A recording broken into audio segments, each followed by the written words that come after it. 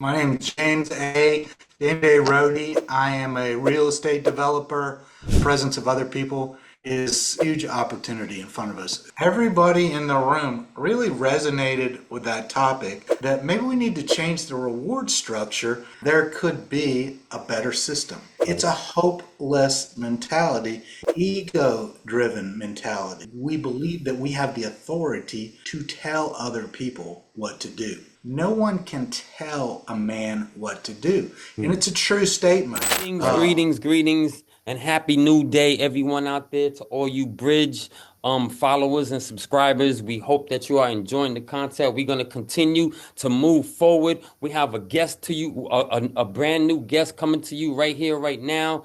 Someone who I actually met in the gym. We met in the gym. We was talking in the sauna. We went from the sauna to the jacuzzi, and we was talking about power of words. And this brother's name is James A. James A., introduce yourself. My name is James A. Rohde. I am a real estate developer. I am a swing dance activist, and I am a championship vintage motorcyclist. You said a I swing. live in Marietta, Georgia. Okay, Mary. You said you're a swing dancer activist?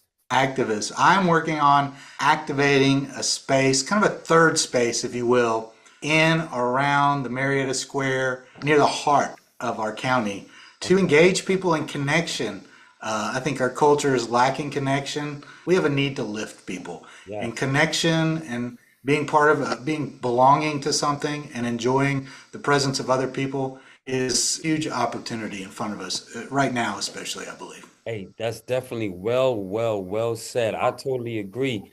That like segues completely into what we were talking about. The power of words can either uplift you or it can bring you down. It sets your reality. It could set limitations for you. It could put you into prosperity, into health, into happiness, or it can make you miserable, lack, and just feeling like you just energy depleted. Am I right? Oh yeah, oh yeah. I mean, if we go back to uh, our conversation in the sauna that day, Uh-huh. someone introduced the subject of not having shelter. Everybody in the room really resonated with that topic. Hmm. You had a powerful kind of firsthand experience in your life that people of shelter require a lot of work.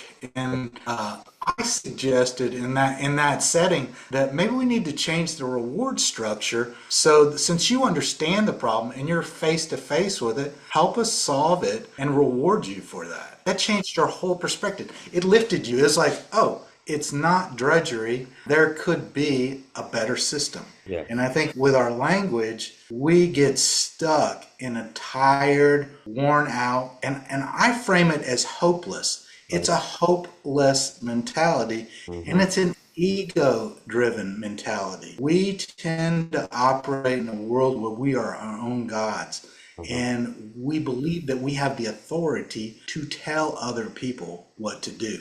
There's a classic movie with Kevin Costner in it, Hmm. Dances with Wolves. He Mm. comes over the hill. In the background, you hear him talking to himself, and he's saying, no one can tell a man what to do. And Mm. it's a true statement. Right.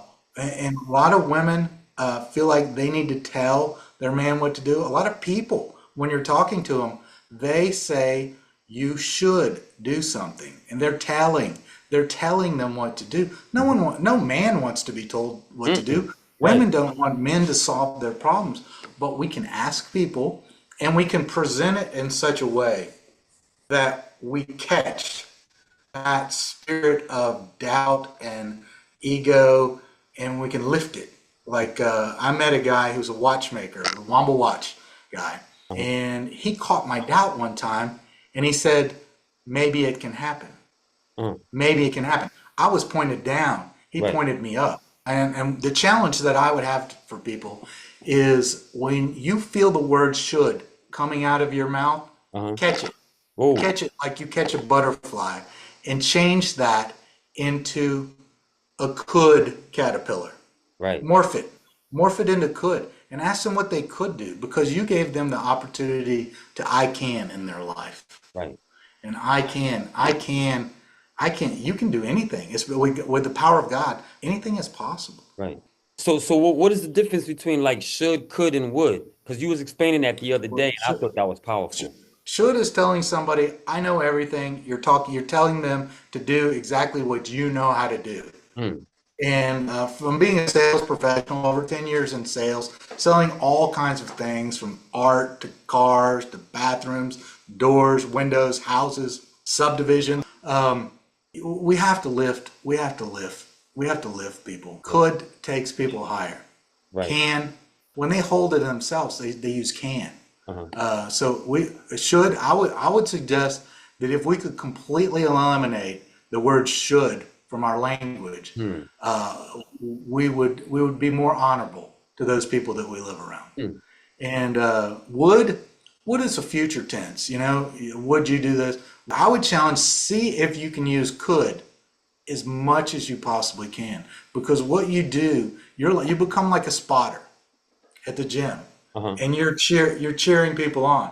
They're on that last set, and Right. they've got 7, and they need to get to 10, and you Oh, want them to get to 10, and it's your job actually to make sure that they push themselves to the destination they're trying to get to. like you can do it. You can do it. You can do it. Yeah, plan in their head what the future looks like because they're doing it. Right. Help them play the movie. Help them play the movie. Be their fan. So like instead of saying, man, you should do this and you should try to do this and do that or something like that, you would say something more along the lines of, you know, if you could do this, then blah blah blah. Is that like a good example? I mean, let me just I think you're on the right path. I like where you're headed. I'm trying to grasp it. Yeah, yeah. So let's say somebody's facing a problem. You think you have a few suggestions. What's even better is for you to hold your suggestions back Mm, and to ask them what they're trying to accomplish right, and how they're going about it. And ask them what's working, what's not working, mm, and what they plan to do next. right, Okay? So what you do in that kind of conversation is you take yourself, you're not the expert of their life. You right, haven't lived their life. Unless you have known them 20, 30, 40 years and you really know their story well. And let's say you have, they still don't want you telling them what to do. right, It's right, authoritative, it's talking down, it's not collaborative, but we can lift people when we help them frame. We don't know everything. We can pretend like we do, right. but in most chances, they do know what they need to do. They Mm, know how to do it. They know what they need to do next. They just got stuck in a pit, mm, and they need pulling out. right, right, So, right. so let them lead, and be can oriented. Okay, okay. So what's a good way to guide someone towards them understanding what is it that they need to do instead of telling them? Okay, okay. So let's say you've got a vision for launching some program or so. Hmm. I could ask you, okay, where are you going with that? Why are you doing that? What are your next steps? And then you might get into the heart of it. You might start exposing some of your visibility, vulnerability in it. And I could ask you, can you see yourself accomplishing? Mm, What would that look like? How would that feel? right. And before you know it, you've placed their head in a state. You've placed themselves in kind of a hypnotic state where they feel themselves accomplishing what they need to accomplish. Okay. I like that. I And you like you did it by placing them in that position, that driver's seat. You really placed them in the driver's seat. it's kind of like them being the director, the writer, and the main character, I mean, of their movie. Yeah, The movie. yeah, yeah. I'm just sitting in that back seat, and when they need to bounce something off of me, I'm there to make sure that if it's a journey that needs to make a left turn Uh-huh. straight through the woods to Uh, get to that bear cave and hunt down the bear, then I'm just going to make sure that we're thinking it through and they're doing what they need to get there. And if they want to stay on 285 and make a lap or two, or maybe they want to go to Asheville, right. you know, I'm just there to make sure that they're amped up and they're getting there and they're staying in that frame.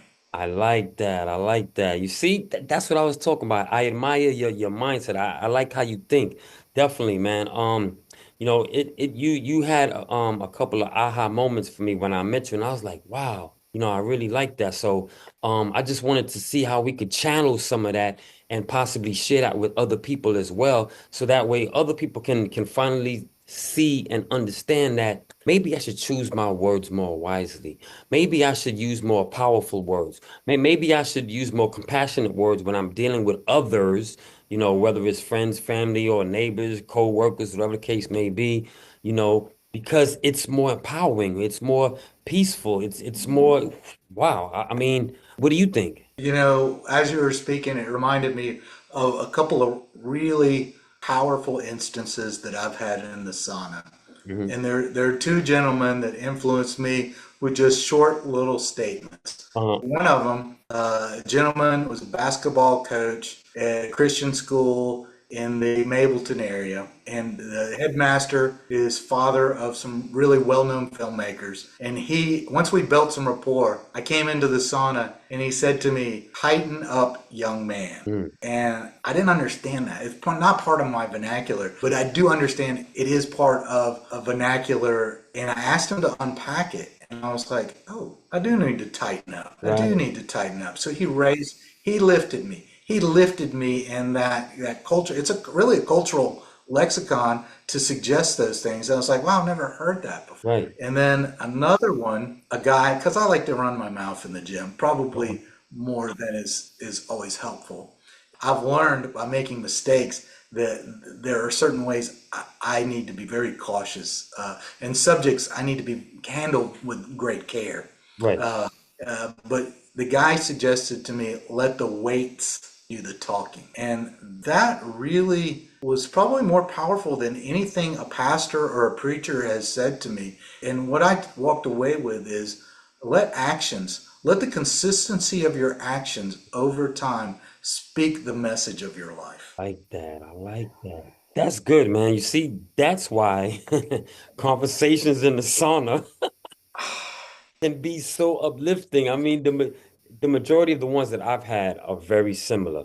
But what you just said, let the weights do the talking. I like that. I like that. Let your actions speak for you, in the consistency.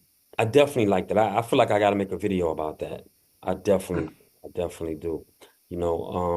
Just in my journeys alone, I know one thing as I was growing up, I didn't have a lot of positive role models in my life.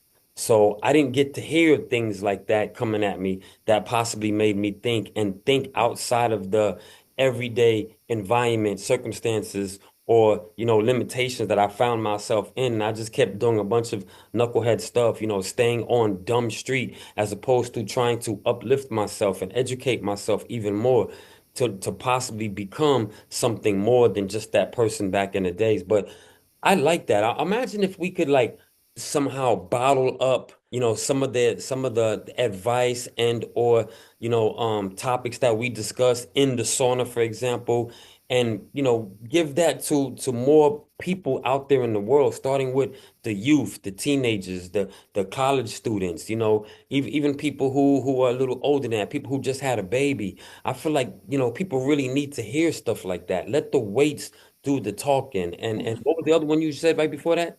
Tighten up, young man. Tighten up, young man. That is awesome because, like you say, you never heard that before, but I have heard that before, and that's like,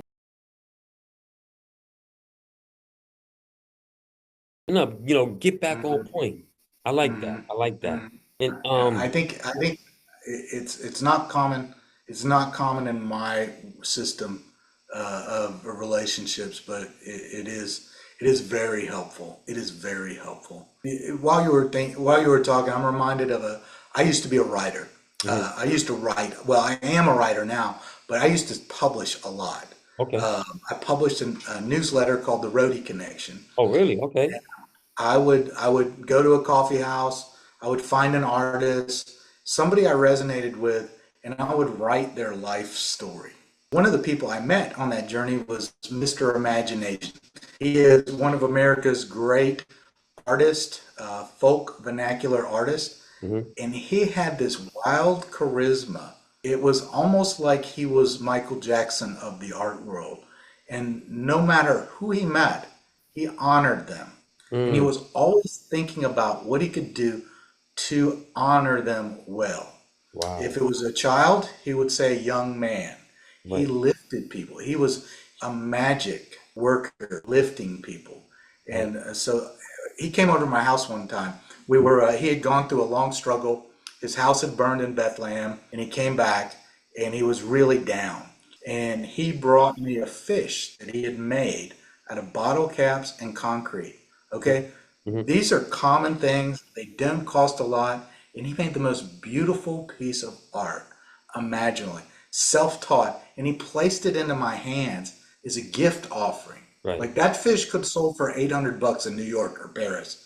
And he came to my house and he gave me the best that he had to offer. And I was under his power. I was under his control. I Wow. was like, he honored me in such a unique and quirky and personal way. Oh, it touched my utter soul. Right. Right. So I think honor really is at the root of it.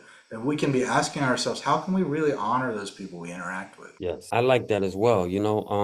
Starting with, little things, like proper greetings and or, pardon me, something just popped in. Yeah, proper greetings for one, respect is another, because nowadays, like earlier today, I heard two people getting into it, and one guy was telling him one thing, the other guy was like, no, no, no, no, no, no. And I was just thinking to myself, why are you both doing that? You like neither one of you own the space. Neither one of you even need to be at that right there at that moment. They both left and went this way, but they both came this way just to exchange words of like unpowerful words. Words that just were just like, why y'all doing that? There's no camera here. You're not on a movie. You're not getting paid to disrespect each other and to say any of that stuff. So what if, you know what? Yeah, here's another example. What if the situation was different and both of them came up to each other and said, greetings, my king. Greetings, my king. How are you doing today? Well, I found myself in a little bit of a situation, but I'm trying to work it out. And he says, really? Well, what is it? Maybe I can help you with it. And then he tells him what it is, and he's like, you know what? I can help you. I have one of those at the house right now. Follow me, and we'll go take care of that together. You know, I had the opportunity to serve a really legendary man in our neighborhood, Hmm. in our community, Uh-huh. and his family has run a hardware store in Mableton for two, three generations, Hmm. Okay. and he considers himself a trader. And what I found, no one have I met who is as good at relationships as he was. And it was because and very powerful, he had created a real estate empire Hmm. with extended stay lodges, Uh-huh. so lots of rooms, considerable asset, all kinds of assets. Uh-huh. And no one, he treated everyone with great honor. Hmm. And it blew me away because here's somebody who even with what he's achieved, someone comes into the store, he lifts them, he Right. honors them. And Right. I'm like, whoa, who does this? Who Right. does this? And how, and what did he just do? What did he just do that was so powerful? Right. Honors them. I like that. I like that. Definitely. I see that I have to take a page out of your book, out of several pages, because I love to learn things that can help me to become a better person. Whether it's a slight edge, a big edge, or whatever it is. But I really like that. I mean, I'm a really kind of person. I compliment people, sparingly, depending on who I'm talking to and stuff like that. I don't just give them empty compliments. It has to be something that I see or feel, you know, because a lot of times, like we was talking earlier, how the power of words is that you never know what somebody's going through, and just by telling them somebody like, hey, you look nice today, or you have a pretty smile, Hmm. or something like that, and they look at you, and when people look at me and they say, really? Thank you. That's how you, it's like you can almost tell that they were going through something. And by you saying that, you just help them to get out of that moment and possibly snap back into a different reality. You know what I mean? Greeting is massive. Greetings are really important. Yes.